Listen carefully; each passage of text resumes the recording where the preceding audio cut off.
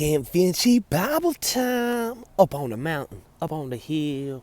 Got my rock and I'm gonna make it real. I got my staff, I'm gonna whop you with it. Cause you ain't listening. Yo, check it out. Let's get in the Bible. Quit this bad rapping stuff, champ. Okay, let VINCHI out. Let VINCHI play. No, VINCHI can't play. Alright, let me get on the rock to read this book. Whoop. Ooh, look at those clouds. Y'all like the sunshine? I do. My rock and my staff. And we don't care. Because without Jesus, nobody'd be there. All right, here we go. James 3. The untamable tongue. My brethren, let not many of you become teachers. That's the funniest line I've read there, I think. Hey, not all y'all teachers.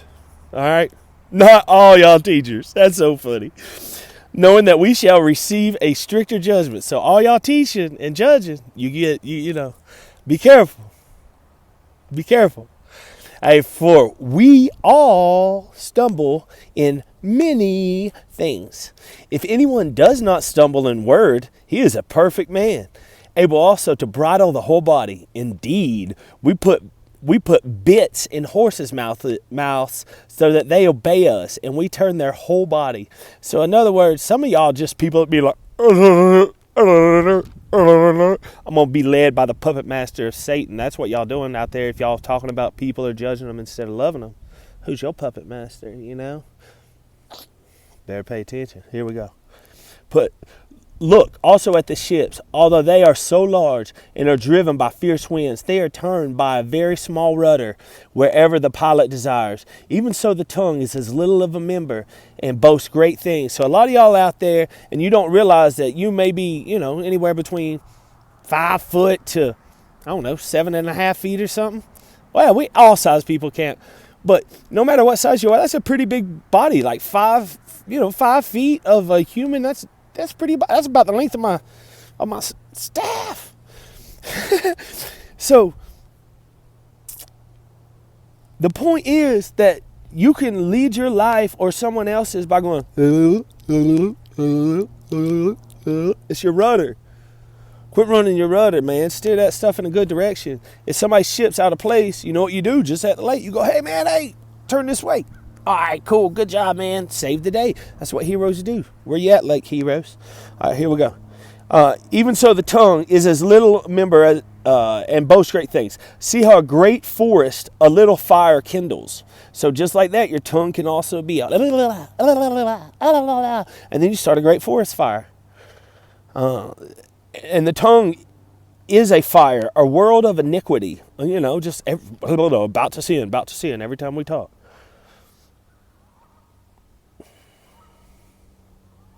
The tongue is so set among our members that it defiles the whole body and sets on fire the course of nature, and it is set on fire by hell. So if you're burning people with your tongue, you are setting things on fire by hell. Is exactly what this is saying. If it ain't what Jesus was saying or ain't what he was acting like or doing like, then each of us are guilty of starting fires in people's life by going. That's all Shakira was doing on the Super Bowl. All y'all hypocritical fake moms out there hating. Shoot. Maybe you should dance for your man. Maybe you should still be married. All right, Champ VINCHI, get back. Put VINCHI. All right, VINCHI back in the timeout box. Oh no, that was funny. But no man came to tame the tongue. It is unruly evil. Y'all saw it just happen. Full of deadly poison. Let's kill him.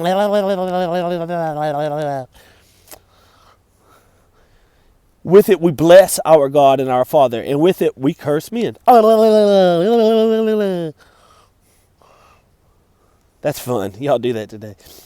Who have been made in the similitude of God. So in other words, we're God's pieces, and y'all run around talking about each other like,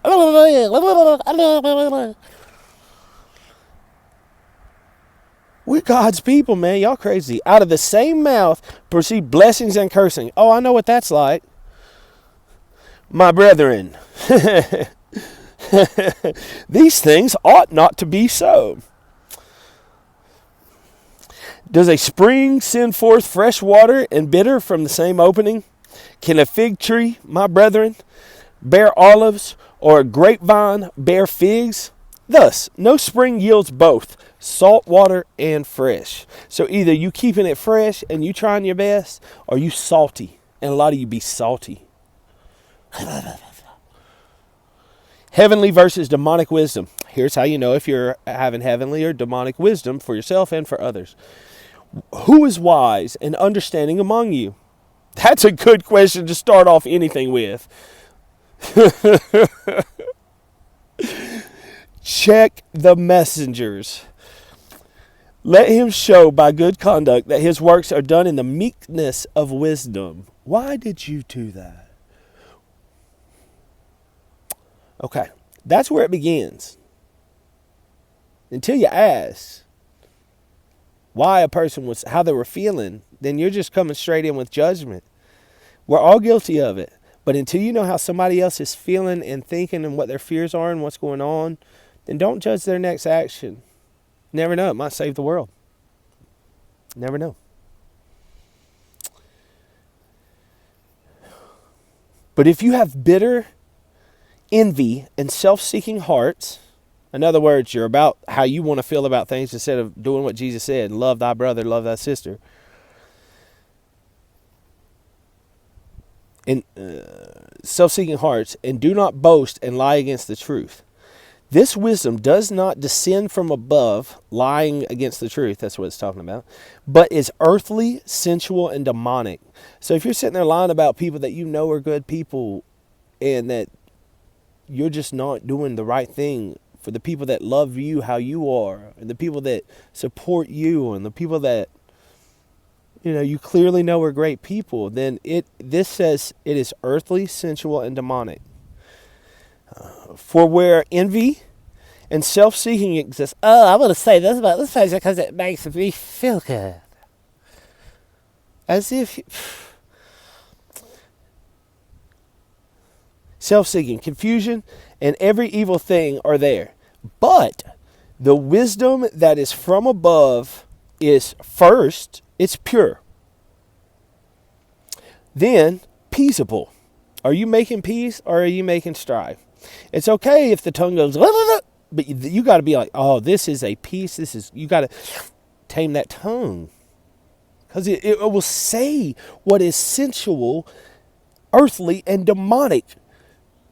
So therefore, brethren and sisters, make sure that you say, I love you, that you are beautiful, that you are amazing, that you are godlike, that you are a king, that you are a queen. We always just sit around and wait till someone fails to go, let the snakes out. Why don't you use that tongue for something good today? Why don't you say something to somebody that's nice and encouraging who you're doubting? I'm going to. I start off my morning with a few things I got out of control, so I changed it. I was like, you know what? I'm going to use this tongue for good. I'm going to use this mind for good. I forgive those, but I'm going to speak to them in a nice, let's see what to say, how we should speak to each other. But the wisdom that is from above is first pure, then it's peaceable. Have peace. It's gentle. Willing to yield. Willing to yield. Say, hey, I don't know. I love this person. That's my job. That's what I'm supposed to do. Willing to yield. Full of mercy and good fruits. So in other words, make sure what you say is good. Make sure that you always pick each other up. Make sure that you check on each other. Make sure that, you don't process information to earthly, sensual, and demonically. Because at the end, if your opinion is negative about people and about judgmental, then that's a demonic state of being. Plain and simple. Deal with it.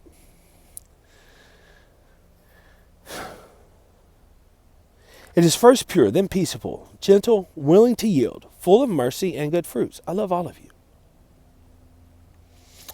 Now, the fruit of righteousness is sown in peace by those who make peace.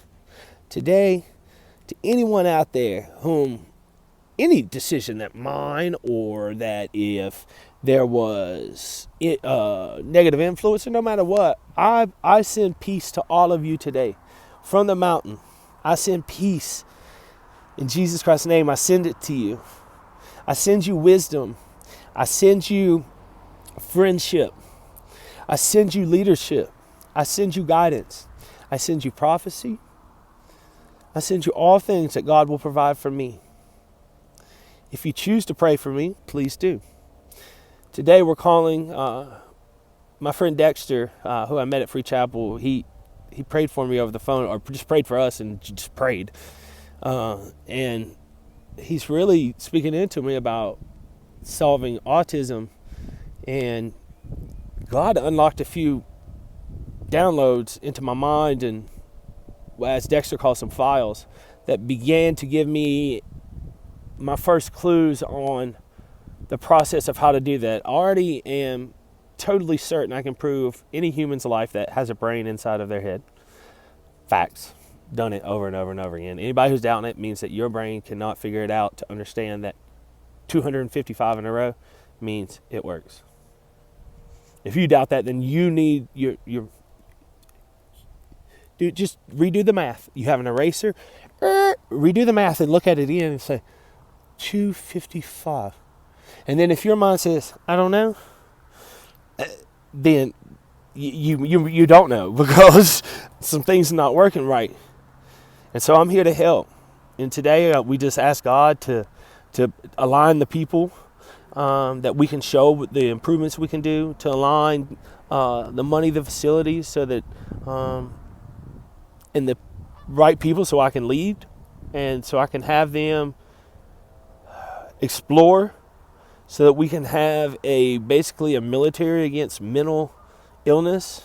And then we'll let that spread into all of the other parts of the body and the brain. But it has to start with the human beings.